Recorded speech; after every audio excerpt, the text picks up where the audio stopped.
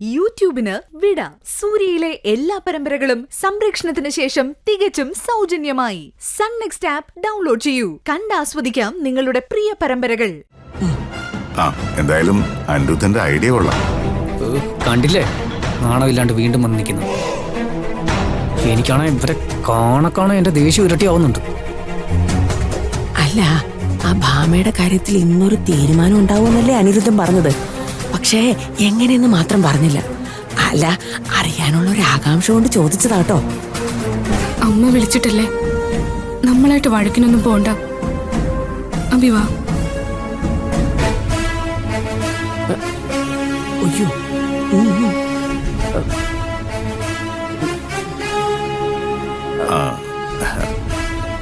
അഭി, sorry അഭി.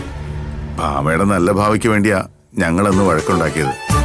ഒന്നും മനസ്സിൽ വെച്ചേക്കരുത്. അതെ അബി, ഭാമയ്ക്ക് വേണ്ടി സംസാരിച്ചതിനുള്ള ശിക്ഷ ഭാവനയും ഗായത്രിയും ഞങ്ങൾക്ക് വേണ്ടുവോളം തന്നു. ഈ ചടങ്ങിനൊന്നും ക്ഷണിച്ചു പോലും ഇല്ല, അറിയോ? അതിനെന്താ ജാനകി, ഞാൻ നിങ്ങളെ ക്ഷണിച്ചിട്ടല്ലേ. കുടുംബമാവുമ്പോ പൊട്ടലും ചീറ്റലും ഒക്കെ ഉണ്ടാവും. അതൊക്കെ സർവ്വസാധാരണ. ഇതുവരെയുള്ള എല്ലാ കാര്യങ്ങളിലും നിങ്ങൾ പങ്കെടുത്തിട്ട് ഇതിന് മാത്രം മാറി നിൽക്കുന്നത് ശരിയല്ലല്ലോ. അതുകൊണ്ടാ ഞാൻ നിങ്ങളെ ക്ഷണിച്ചത്. അമ്മ തന്നെ ഇവരെ ഇങ്ങനെ തലയെ കെട്ടി വെക്കുന്നത്. എന്നെ ഇവര് പറഞ്ഞ ഒന്നും അമ്മ മറക്കാതിരുന്നാ മതി.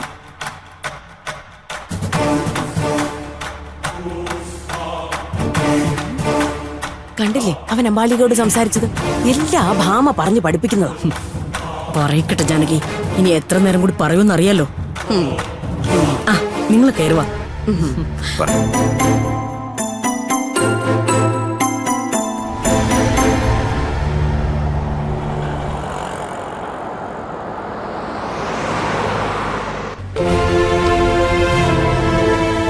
ഭാമ പറഞ്ഞെന്ന് കരുതിയേ നമ്മൾ പോവാതൊരിക്കലും ഈ ചടങ്ങ് നടക്കാൻ പാടില്ല. അത്രയ്ക്ക് ആരും ഇല്ലാത്തവളല്ലല്ലോ ഭാമ. എന്തായാലും നമ്മളെ കാണുമ്പോൾ തന്നെ ആൻറ്റി ഉറപ്പായിട്ടും പ്രശ്നം ഉണ്ടാക്കും, പ്രത്യേകിച്ച് എന്നെ കാണുമ്പോൾ. അത് ശരിയാ പെങ്ങളെ. ഭരത്തിനെ എന്നെയും കാണുമ്പോൾ അബിയുടെയും അബിയുടെ അമ്മയുടെയും സ്വഭാവം മാറും.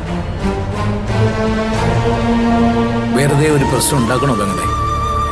ഭരത്ത് വന്നോട്ടെ, ഞാനിവിടെ ഇറങ്ങിക്കോളാം. അത് വേണ്ട രമേശേട്ടാ,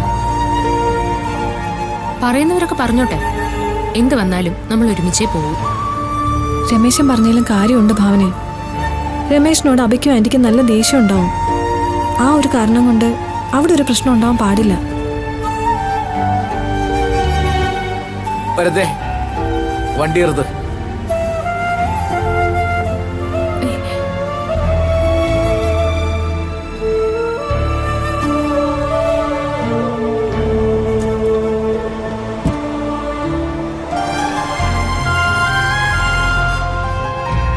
എന്തിനാ മായിച്ച് നമ്മൾ അവരെ പേടിക്കുന്നേ? പേടിക്കുന്നല്ല പെങ്ങളെ, ഇതാണ് ശരി. അവരുടെ കണ്ണിൽ ഞാനൊരു അനാഥനാണ്. എന്തിനാ ഇനിയൊരു പ്രശ്നം?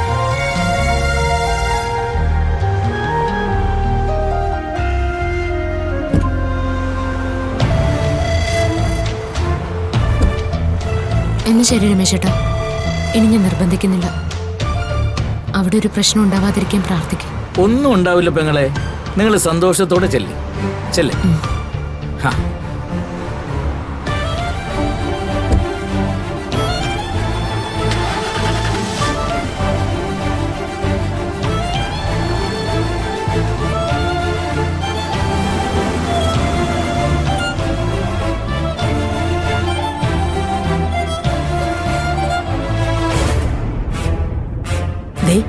ആരും പ്രതീക്ഷിക്കാത്ത രീതിയിലായിരിക്കും ഭാമയെ അപായപ്പെടുത്താൻ പോകുന്നേ. ആൾക്കാരുള്ളപ്പോ ഇതൊക്കെ നടക്കുമോ അമ്പാലിക? നടക്കും വിജയപത്മ. എന്റെ ഏട്ടന് അത്രയ്ക്ക് ബുദ്ധിയില്ലാത്തവനൊന്നും അല്ലല്ലോ. എന്റെ നന്മയ്ക്ക് വേണ്ടി, വിജയത്തിന് വേണ്ടി ഏതറ്റം വരെ ഏട്ടൻ പോവും. അല്ല, ഇപ്പോഴും പ്ലാൻ എന്താണെന്ന് പറഞ്ഞില്ല. ഭാമയ്ക്ക് കൊടുക്കാൻ അവളുടെ വീട്ടിൽ നിന്ന് കൊണ്ടുവന്ന സാരിയില്ലേ, ആ സാരിയിൽ ഒരു തരം കെമിക്കൽ സ്പ്രേ ചെയ്യും. എന്നിട്ടേ ചടങ്ങ് നടക്കുന്ന സമയത്ത് ബുദ്ധിപൂർവം ആ സാരിയിൽ തീ കൊളുത്തും. അതെ, പെട്ടെന്നുള്ള ഞെട്ടലില് ആർക്കും ഒന്നും ചെയ്യാൻ പറ്റില്ല. നിമിഷ നേരം കൊണ്ട് ഭാമയുടെ ജീവിതം അവിടെ തീരും. എങ്ങനെ തീ കൊളുത്തുന്ന അമ്പാലിക്ക് പറയുന്നത്? അതും ഇത്ര ആൾക്കാർ നിൽക്കുമ്പോ. അതിന് നിലവിളക്കില്ലാത്ത ചടങ്ങല്ലല്ലോ നടക്കാൻ പോകുന്നേ. ബാക്കിയൊക്കെ ഏട്ടൻ നോക്കിക്കോളും. സംഗതി കൊള്ളാം. വർക്കൗട്ടായാ മതി. വർക്കൗട്ട് ആകും. ആകാതെ എവിടെ പോവാൻ? അമ്പാലിക, ഞാനൊരു ഐഡിയ പറയട്ടെ. ധൈര്യമായിട്ട് പറ ജാനകി. അതിനാണല്ലോ നിങ്ങളെ ഞാൻ ക്ഷണിച്ചത്. ഭാവനയും കുടുംബത്തെയും അകത്തേക്ക് കയറ്റരുത്. അതെങ്ങനെ പറ്റും? അവര് കൊണ്ടുവരുന്ന സാരിയിൽ വേണ്ടേ സ്പ്രേ ചെയ്യാൻ? ഓ, അതറിയാം. അമ്പാലിക അവരെ തടയുമ്പോ ഞങ്ങൾ വന്ന് സംസാരിക്കും. അപ്പ വേണം അമ്പാലിക അവരെ അകത്ത് വിടാൻ. എന്തു പറയുന്നു? അത് ഞാൻ ഏറ്റു. അപ്പോ ആവശ്യമില്ലാതെ നിങ്ങളുടെ തലയില് ഭാവന കയറില്ല. ബുദ്ധി കൊള്ളാം. എന്തായാലും അനിരുദ്ധനെ സമ്മതിക്കണം. സ്വന്തം മകളുടെ ഭാവിക്ക് വേണ്ടി എന്തൊക്കെ കടുകയാ ചെയ്യാൻ പോകുന്നത്. അതെ അതെ, ഇങ്ങനൊരു അച്ഛൻ ഈ ഭൂമിയിലേ കാണത്തില്ല. അതെന്റെ കാര്യത്തിലും ഏട്ടൻ അങ്ങനെയാ.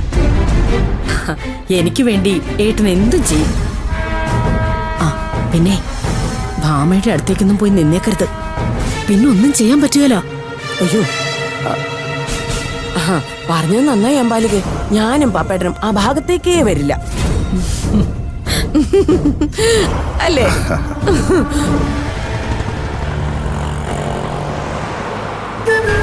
വെറുതെ നമ്മൾ അവിടെ പോകുമ്പോ എന്തായാലും സംസാരം നടക്കും. ചിലപ്പോ നമ്മളെ അകത്തേക്ക് പോകാൻ പോലും അനുവദിച്ചെന്ന് വരില്ല. അപ്പോ നമ്മളായിട്ട് ഒരു പ്രശ്നം ഉണ്ടാക്കരുത്. അറിയാലോ, ഇപ്പോഴേ ഭാമ ആകെ ടെൻഷനിലായിരിക്കും. അരുന്ധതിയാ അവളുടെ ആകെ ആശ്വാസം. എനിക്കെന്തോ പേടിയാവുന്നുണ്ട്. ആ സാരിന്ന് തീ പിടിക്കുന്ന രംഗം അത് മനസ്സിൽ നിന്ന് പോകുന്നില്ല. അമ്മ വെറുതെ സ്വപ്നത്തിൽ കണ്ടതിങ്ങനെ ചിന്തിച്ചോണ്ടിരിക്കല്ലേ അമ്മേ? അങ്ങനെ ഒന്നും സംഭവിക്കില്ല.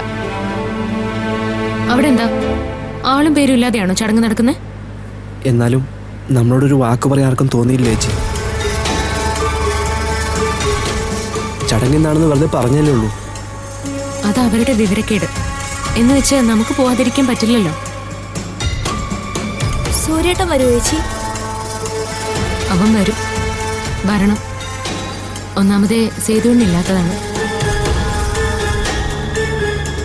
അഭി പോലും നമ്മളോട് വരാൻ പറഞ്ഞില്ലല്ലോ ഭാവന. അതൊന്നും സാരമില്ല മൈച്ചി.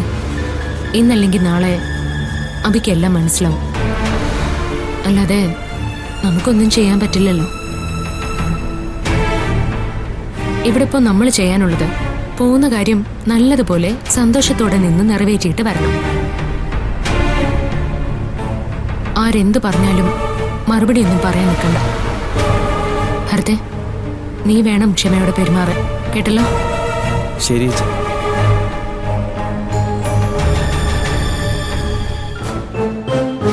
ഭാമിച്ചി, വിഷമിക്കാതിരിക്കെ. ഉറപ്പായിട്ട് വീട്ടിൽ നിന്ന് എല്ലാവരും വരും. ഞാനിന്നലെ ചേച്ചിയോട് അങ്ങനെ വിളിച്ച് പറയണ്ടായിരുന്നു അല്ലേ? അപ്പോഴത്തെ വിഷമം കൊണ്ട് പറഞ്ഞതാ. ഭാവനച്ചിക്ക് അതൊക്കെ മനസ്സിലാവും. അതുകൊണ്ട് വെറുതെ കരഞ്ഞ് മുഖത്തെ വിഷമം മറ്റുള്ളവരെ കാണിക്കണ്ട. അല്ലെങ്കിൽ കുറ്റം കണ്ടുപിടിക്കാനായിട്ട് നോക്കി നടക്കുക ചിലര്. ഞാനൊന്ന് ചേച്ചിയെ വിളിച്ച് നോക്കിയാലോ? അറിയാലോ വരുമോ ഇല്ലയോന്ന്. അങ്ങനെ ഇപ്പൊ ആരെയും വിളിക്കണ്ട. ഇവിടെ ആരും വരുകയും വേണ്ട. എന്താ അഭി, എന്തിനാ മറ്റുള്ളവരോടുള്ള ദേഷ്യം എന്റെ വീട്ടുകാരോട് തീർക്കുന്നേ? ഞാൻ ആരോടും മനഃപൂർവ്വം ദേഷ്യം കാണിക്കാറില്ല. മറ്റുള്ളവരെ കൊണ്ട് എന്നെ എന്റെ അമ്മയും പറയിപ്പിച്ചവരോട് എനിക്ക് ദേഷ്യം തന്നെ.